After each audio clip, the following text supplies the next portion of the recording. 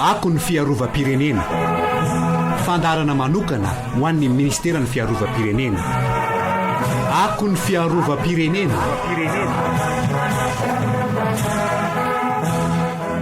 Faly indray ny tafahana amintsika rehetra amin'ny fandaharana Akon'ny Fiarovam-pirenena ity, ka ny sekoly miaramilam-pirenena na ny SEMIPI ao Beraviny Fianaratsoa indray no resantsika anio. Miaraba tompoko lahy finaritra tompoko vavy ary manasantsika mpanajana iaino hatramin'ny farany. Akon'ny Fiarovam-pirenena.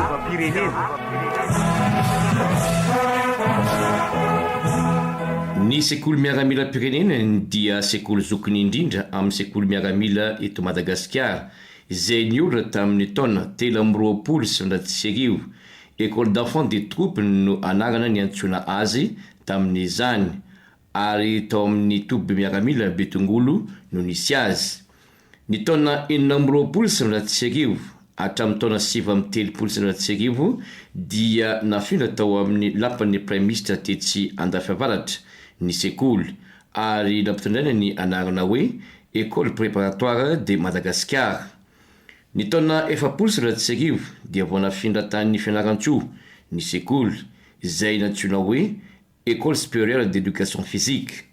Isan'ny tena nanamarika ny tantaran'ny sekoly ny taona 430 satria tao anaty lavabato iray tao iomanal alakamisy ny tena ireo mpianatra, vokatra ny adinisy teo amin'ny frantsay sy anglisy. Ny kapitaine Ramanantsoa Gabriel, izay malagasy voalohany ny baiko ny sekoly, dia isan'ireo nitartafika tamin'ny fatraka Robin iny tamin'izany fotoana izany. Ny taona 430 dia niovanarana ny sekoly ary lasa école militaire préparatoire de Madagascar, ka tao amin'ny toby miaramila tsara mandroso no nisy azy. Rehefa avy eo dia nitondra ny anarana hoe École militaire technique de Madagascar ny taona 530.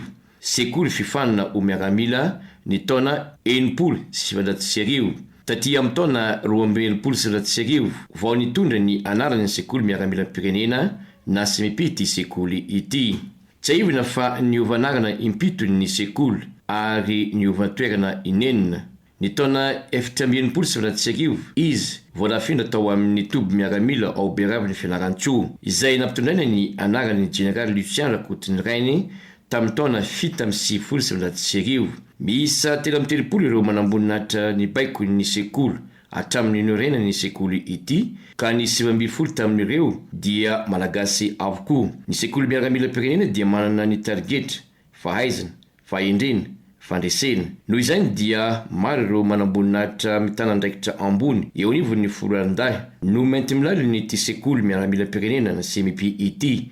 Anisan'izany ny ministry ny fiarovam-pirenena ny Général Rakotondraina Richard, ary milaza fa manana ny asiny sy ny lanjany ny SEMIPI. Sekoly manana ny asiny sy ny lanjany eto amin'ny tany sy ny fanjakana sy eto amin'ny anivon'ny foroalindahy, ary azo lazaina fa tany kesa ny foroalindahy satria ireo mainty milaly izay nivoaka avy eo dia maro tokoa no mitana andraikitra ambony eto amin'ny tany sy ny fanjakana, indrindra eo anivon'ny foroalindahy, na tafika zany na gendarmerie. Amin'ny herintaona moa dia nankalaza ny fahazatoana ny sekoly miaramilam-pirenena, ary izany fankalazana zany dia atao makotrokotroka tokoa, ary efa tazana sady ireo mainty milaly amin'ny fanampiana amin'ny lehiben'ny sekoly amin'ny fikarakarana izany fankalazana izany. Misaotra ihany koa ny fianakavian'ny général Ralapaoly izay komandin'io sekoly taloha, izay nampitondrana sy nampisalorana ny anaran'ny andiany mpianatra vaovao tamin'ity taona 2020 ity,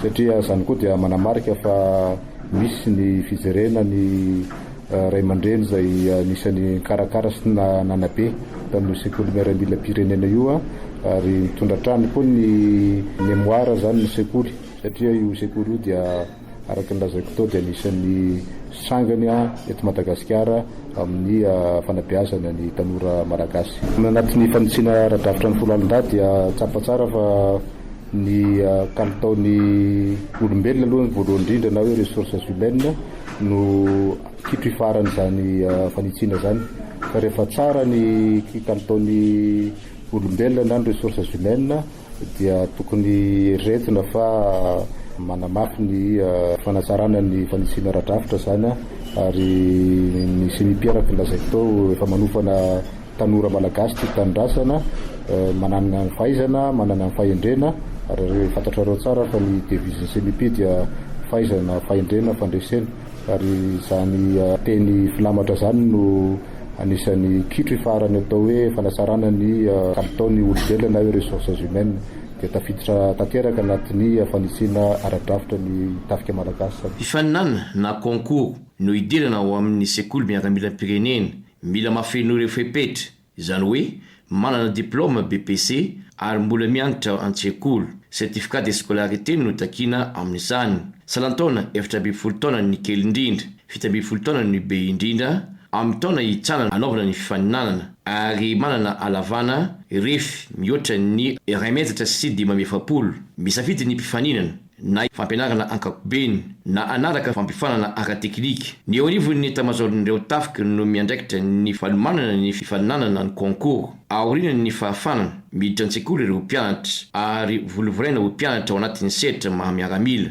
Hoy ny lehibe ny tamazorin'ireo tafika Saivelo Lala. Volovolaina roa ho mpianatra ao anatin'ny sehatra ny mahamiaramila. Mampianatra zay dia manaraka ny fampianarana rehetra any amin'ny fampianarana programa omeny fanabeazam-pirenena ny ao amin'ny sekoly miaramila-pirenena. Ny eo amin'ny lafiny hoe ifandraisany amin'le mahamiaramila satria efa misy solidalana zany hitonanandro ankizy ireo dia hoe ny ivoaka ho manam-boninahitra na farafaratsiny manam-boninahitra lefitra raha ohatra ka sanatria misy tsy mahatafita azy ireo hatramin'ny farany. Ny fifehezana miaramila.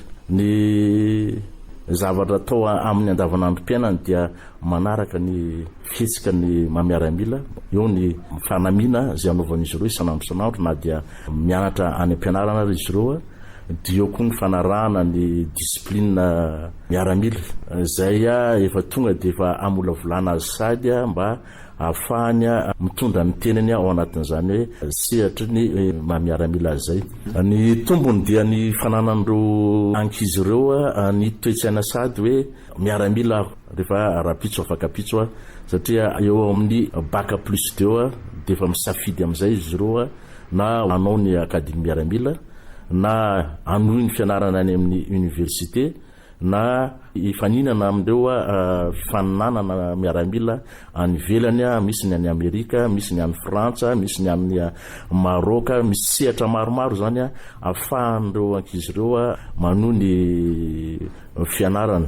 Ny afatra ho an'le reo tanora miaramila kely ireo dia ny amin'ny ilfosan'izareo fantatra ny amin'ny fianarana sy ananan'zareo ny toetsaina miavaka amin'ny miaramila azy ireo mba tonga an'izy ireo olombanona satria izay no tanjona amin'ny mahatany-ketsan'io sekoly io dia famolavolana ny reo ankizy ireo olombanona eo tao anivon'ny tafika malagasy sy ho anivon'ny firenena ray manontolo. Vozotrano ny fahaizana, ny fahalalana satria ny fahaizana mba mpahendrena no mitarika atsika any amin'ny fandresena. Manana ny targety, fahaizana, fahendrena, fandresena ny sekoly.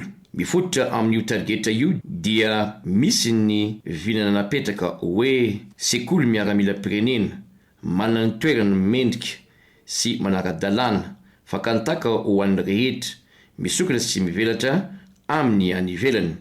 Tsikatra izany raha mahita ny vokatra tsara eo anivon'ny sekoly.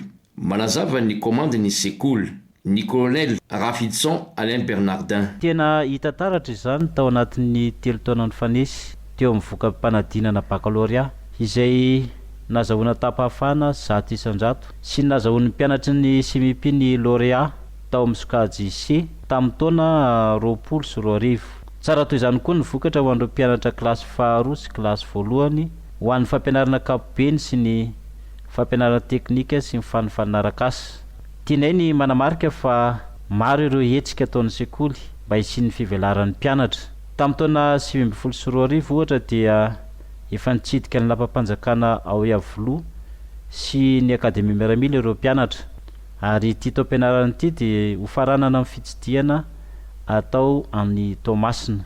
Natao lara-pahamena ny fanatanjahantena ho anay eto anivon'ny sekoly, izay sady fitazem-batana moa ny fanatanjahantena no fitaovana iray ampitanany toe-tsaina tia mifaninana ary anamafisana ny fifanampiana sy ny firaisan-kina.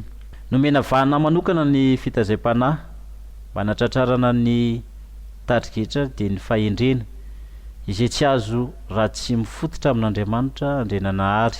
Ny fananana fahendrena raha teo no antoka ahafahana manamora ny fampanajana ny fitsipika sy ny lalàna, ny fankatoavana ny ray aman-dreny, ny mpampianatra, ny zoko sy ireo mpanabe. Ho anay tompona andraikitra rehetra eto amin'ny sekoly miaramilam-pirenena ilay paradisa faharoa sady tanyketsa amin'ny folo alin-da, ny tanjona dia ny ahatonga amin'ny mpianatra olombanona ahomby amin'ny fianarana ho tafitany amin'ny akademia miaramila sy ireo sekoly manofana ho manamboninahitra.